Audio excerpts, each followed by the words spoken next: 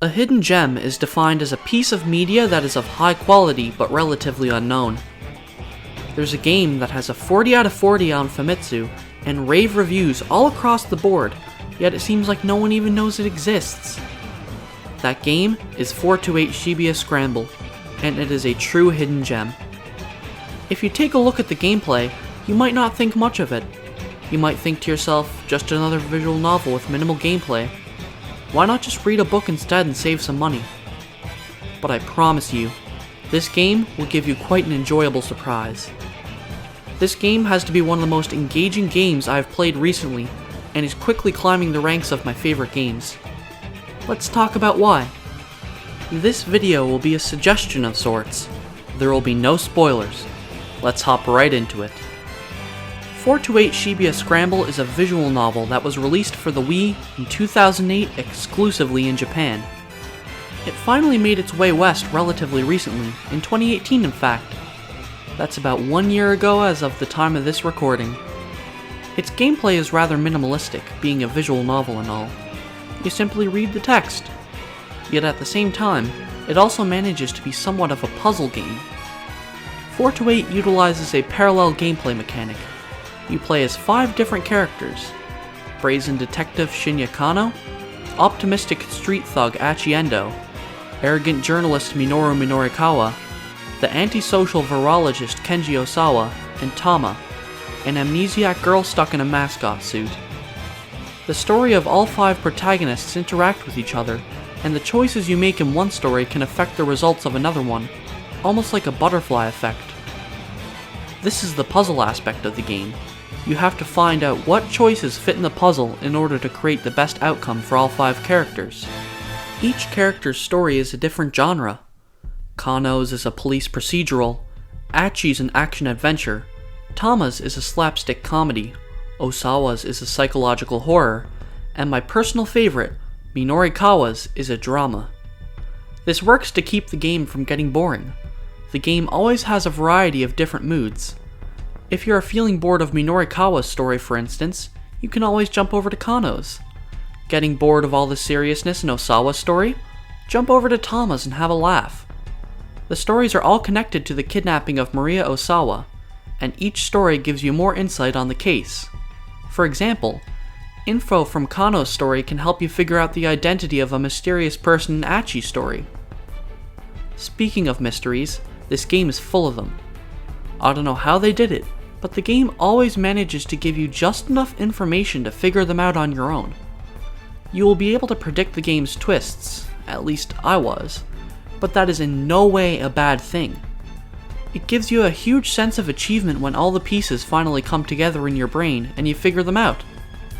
Although, some of the endgame twists I totally did not see coming. The game also manages to walk the line between comedy and seriousness quite well. The game starts out with an equal distribution of comedic and serious moments, although, as the game goes on, it slowly gets more and more serious, phasing out the comedy. The comedy is quite good. From the entire burning hammer plotline to the infamous toilet scene, there will be plenty of moments that will have you laughing your ass off. The game isn't stingy on the emotional moments though. There are plenty of those, and trust me, they are enough to bring you to tears, especially near the end of the game.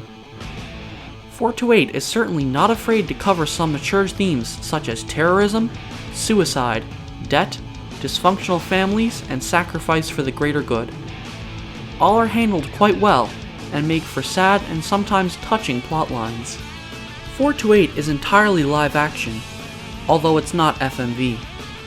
The game is composed mostly of live action still photos, although there are some FMV scenes here and there. I feel the game being live action really helps with its immersion. It really feels like you are there in Shibuya. The game really was filmed in Shibuya after all. You get to see all of its landmarks, and the locations the game takes place in are varied. From its famous jam-packed sidewalks to its subway stations, and even sketchy back alleys. These are all real locations that real people live their lives in. This works to make the game feel so much more real. Another advantage of live action is that it makes the characters really feel like people. Most of the cast in this game are amateur actors. You won't be seeing very many big names here. This makes the characters even more memorable, as it is likely the first time you will ever see these actors. I also have to give major props to the character designer. Each character's design is unique, but understated just enough that they still feel like real people. I find that in other visual novels, sometimes the character designer just goes crazy and the characters feel too over the top. In 428, all the characters wear outfits that actually look like something someone will wear normally. From work suits to fashionable streetwear, all the main characters manage to be memorable, yet at the same time look like average people. The only character who I really feel is over the top is Junichi Yanagishita, with his huge fake afro. However, this works in the context of the game since he is a snake oil salesman, so his fake look fits his fake personality. Also, he is played by one of the only celebrity actors I recognized in this game, Nasubi. Another YouTuber did a really good video on his crazy life. I'll have a link in the description, it's worth a watch. Another feature that also works to make the game more engaging is the tips system. Every now and then text will appear in the game that is blue. This text is a tip. Tips act as hyperlinks of sorts. If you select the tip, it will bring up information related to the texted highlights. These tips can range from jokes to helpful bits of information. The tip system is often used to make the game's world feel even more real. Upon entering a new area of Shibuya, there will often be a tip that will give you some of the history of the area, as well as a general description of it. This can be for a whole neighborhood, or sometimes even a single street. It makes the areas of the game feel familiar. For nearly every minor character introduced, there is a tip that accompanies them. This tip will tell you their name, occupation, and a short summary of their life. This makes it so that no minor character really feels minor. Each of these characters could be the stars of their own story. This game just so happens to focus on 5 other people. Speaking of minor characters having their own story, one group of minor characters actually do. Near the beginning of the game, a troupe of actors are mentioned. This troupe will reappear time and time again, with the story of their attempts to put on a play being told entirely through the tip system. An entirely separate, albeit minor story is being told through hyperlinks. It really does work to make the game's world feel so much more vibrant and alive. Speaking of characters, the game really does a great job of making you relate and feel for the main characters. This is achieved through the choices system. Although most of the choices in this game do matter, every now and then you will get some that simply give you a different dialogue branch, with no real bearing on the outcome of the story. Do you want to be cool and level-headed? Or do you want to be brazen and reckless? It's your choice. This lets the player really project themselves onto the characters, letting your own personality show through in your in-game surrogate. Of course, most of the choices you make in the game do matter. You learn that very quickly early on. It gives a huge sense of weight to your choices that you wouldn't have in any other game. You never know what minor mistake will lead to a bad ending. Speaking of which, this game has over 100 endings.